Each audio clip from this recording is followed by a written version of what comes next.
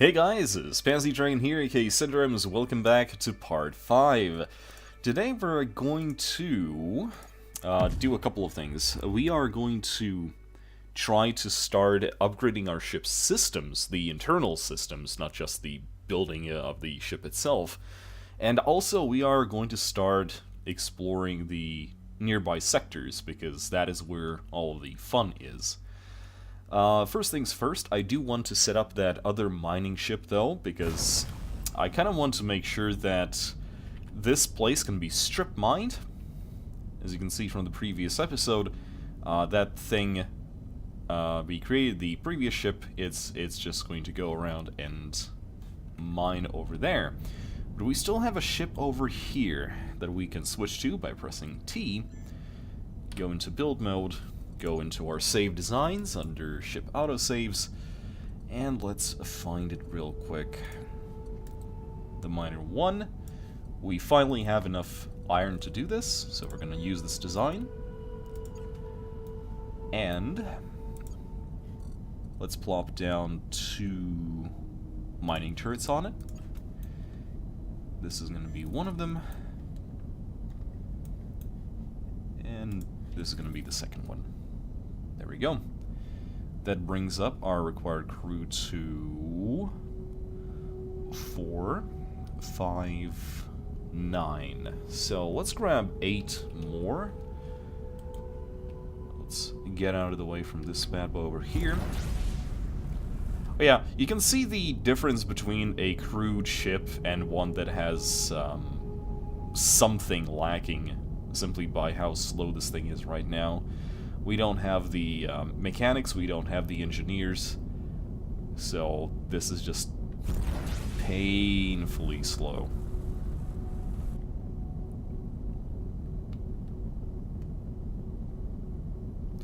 By the way, that cyan little indicator over here, that shows where our ship is currently heading, so that's our momentum.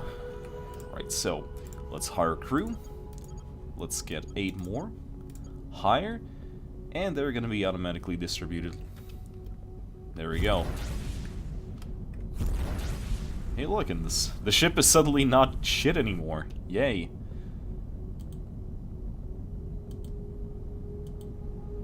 We can switch back to this ship. This is our primary ship. Let's press F9.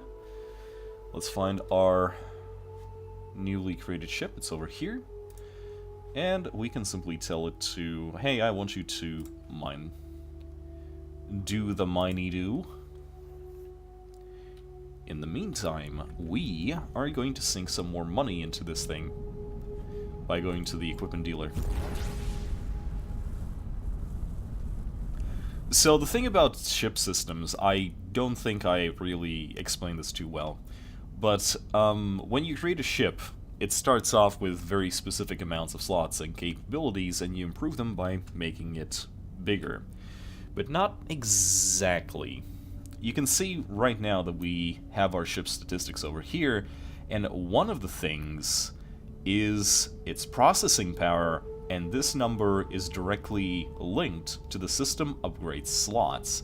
So right now we have 4 of them. So if we go into the ship menu under systems over here, you'll notice that we have 1, 2, 3, 4 available slots, and then we have 1 over here, and it's going to say that the next slot, the 5th one, needs a processing power of 800 to unlock.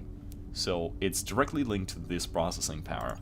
The processing power depends on the size and volume of your ship. So if we simply take an iron hull, you'll notice that if we start adding more and more, it is going to, over here, show that it's going to add 3 more processing power. If we add more, well, then that number increases exponentially.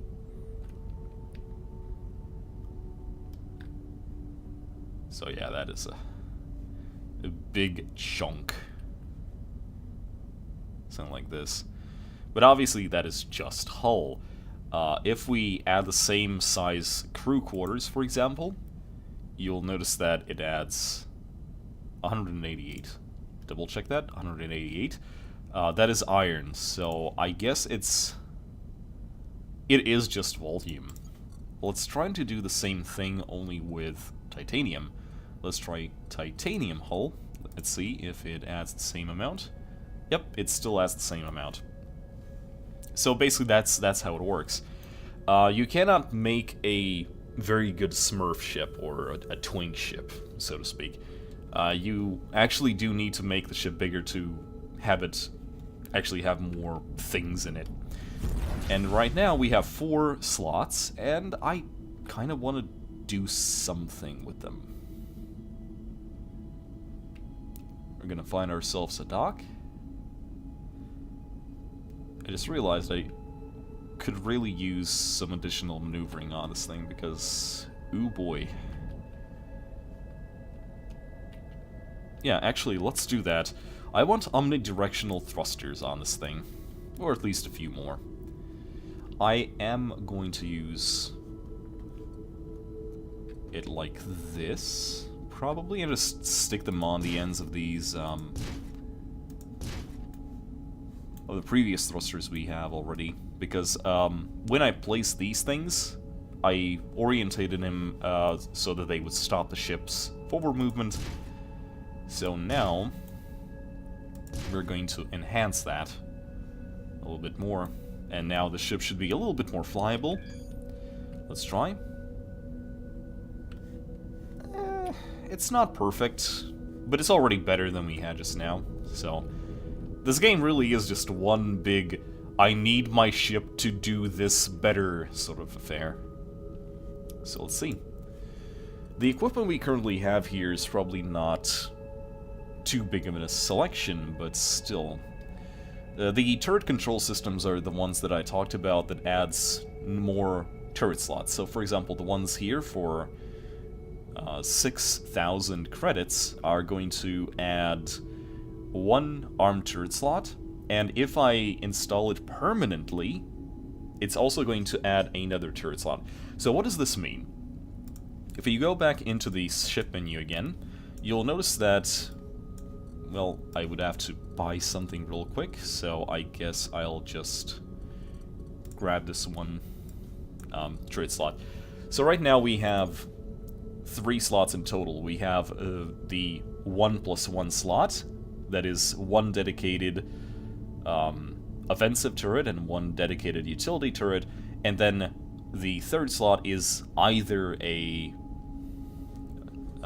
let's see how the game actually tells us. It's either a armed, quote, armed turret slot or a unarmed turret slot. So we have 1 armed, 1 unarmed, and the 3rd is either or. If you populate it with a chain gun turret, it's going to remove the possibility to add it on the unarmed. So the way this works is, if we go into our systems, we can add this thing over here. Boop. And now we are going to have 1 more slot. Like this. That's very nice, of course.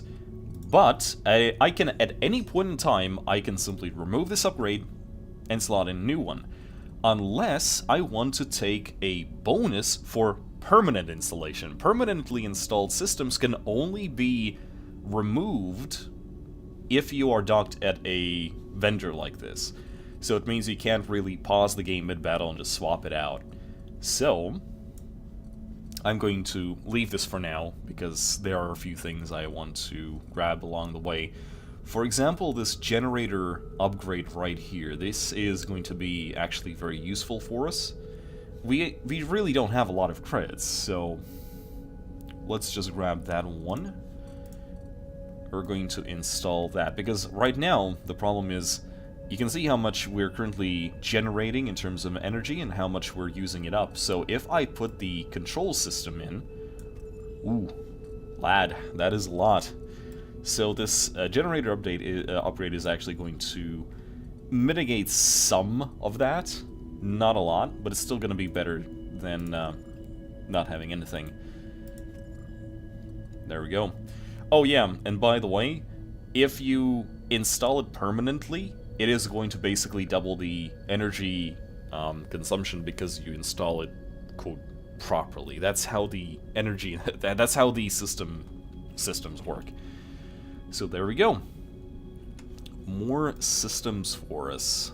We have 2 more slots for arm turrets that we don't really have right now, but we can add these salvaging turrets for later use. Which I actually need to place on a titanium block or higher. And oh, okay, I guess I can place it here. There we go.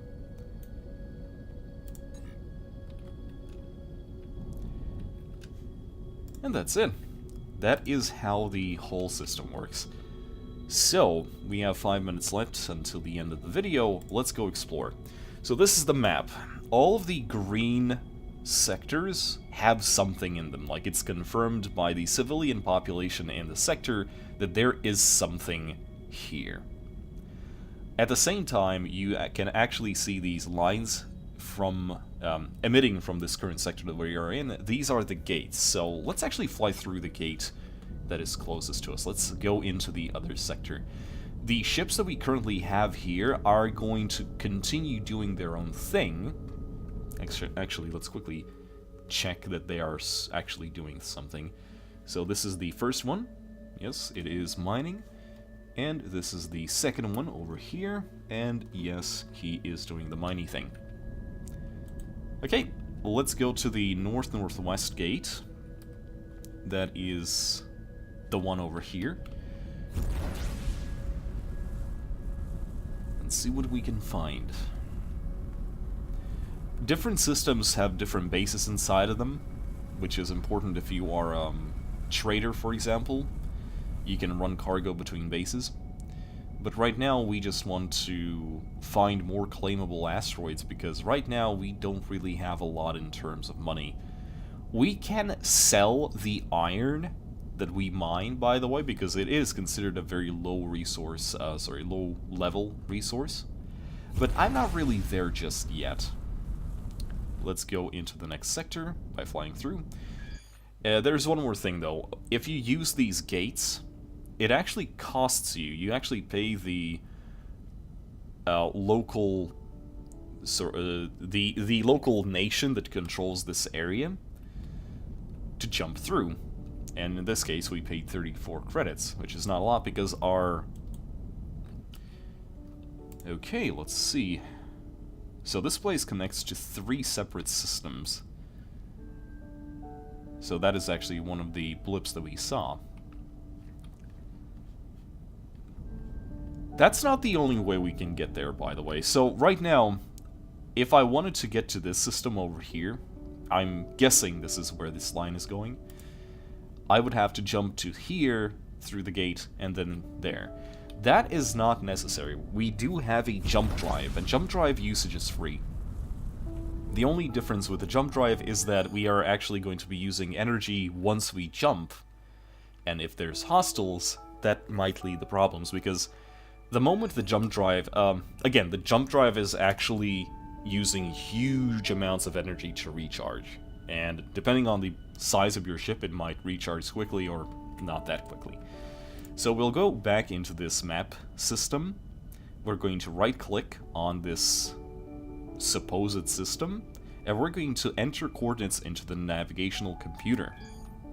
And now it's going to basically coordinate run the coordinates for it. Once that is done, jump route calculated, we can actually take the jump. There is a new navigation sort of triangle on our HUD, which means that we need to face ourselves into this this location, and once we are done, we can press spacebar.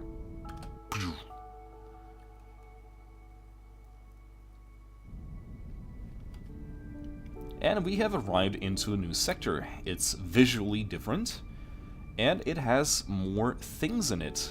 And I'm actually going to spend the last few moments of this episode... Okay, so this is what I said. You'll notice that my energy consumption is huge. Once my energy reserves reach 0, then it's basically taking all of this energy to recharge my jump drive. And as you can see, it's currently doing at 40% efficiency. If I had bigger output, it would actually go faster. But what this means is that if I was ambushed by hostiles right now, I wouldn't be able to even use the afterburner because of this hyperdrive engine currently eating all of my processing power.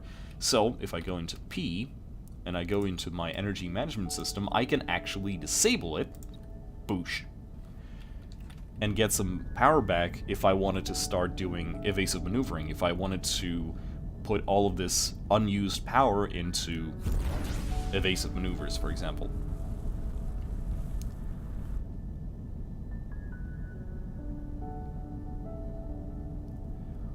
Right now I can only see